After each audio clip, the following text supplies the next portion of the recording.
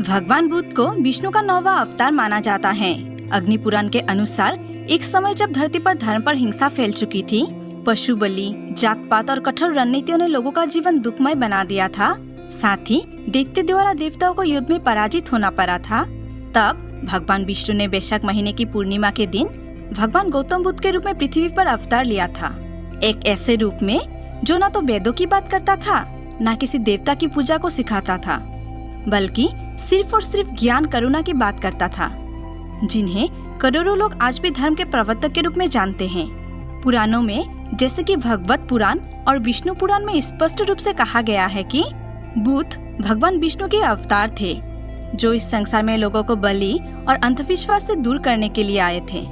लेकिन बुद्ध धर्म और सनातन धर्म में कुछ महत्वपूर्ण अंतर है, जैसे कि बुद्ध का धर्म वेदों और अन्य वैदिक ज्ञानों पर आधारित नहीं है, जबकि सनातन धर्म वेदों और पुराणों से जुड़ा हुआ है। बुद्ध ने सभी के लिए समानता और अहिंसा पर जोर दिया, जबकि सनातन धर्म में भक्ति और कर्म पर अधिक जोर दिया जाता है। बौद्ध धर्म बुद्ध के उपदेशों पर आधारित है, जो ज्ञान, करुणा और हिंसा पर केंद्रित है। सनातन धर्म वेदों, पुराणों और विष्णु जी की पूजा पर आधारित है, जो भक्ति और कर्म पर जोर देती है।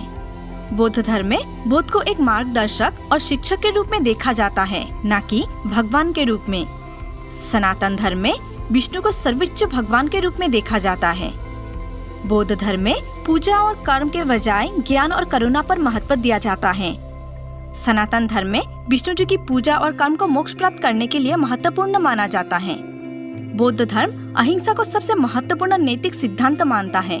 सनातन धर्म भी अहिंसा को महत्व देते हैं, लेकिन ये हिंसा को कुछ परिस्थितियों में उचित भी मानता है।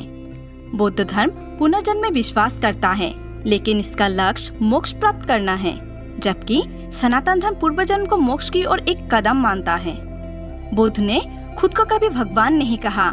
उन्होंने वेदों को अस्वीकार किया, उन्होंने ब्राह्मणवाद और जातिवाद का विरोध किया, और इसीलिए बुद्ध का मार्ग धीरे धीरे एक अलग धर्म बन गया, जिसे हम आज भी बौद्ध धर्म के नाम से जानते हैं। बौद्ध धर्म बिना ईश्वर की पूजा, बिना बलि के और बिना जात पात के सिर्फ ध्यान, करुणा और आत्मजागृति पर आधारित है, जबकि हिंदू धर्म समय के साथ बुद्ध को अपने ही एक रूप के तौर पर स्वीकार कर गया। तो क्या बुद्ध भगवान विष्णु थे या एक महापुरुष जिन्हें खुद को ईश्वर नहीं बल्कि मार्गदर्शक कहा? ये सवाल आज भी चर्चा का विषय है, लेकिन उनका उद्देश्य भी एक ही था, मानवता का कल्याण।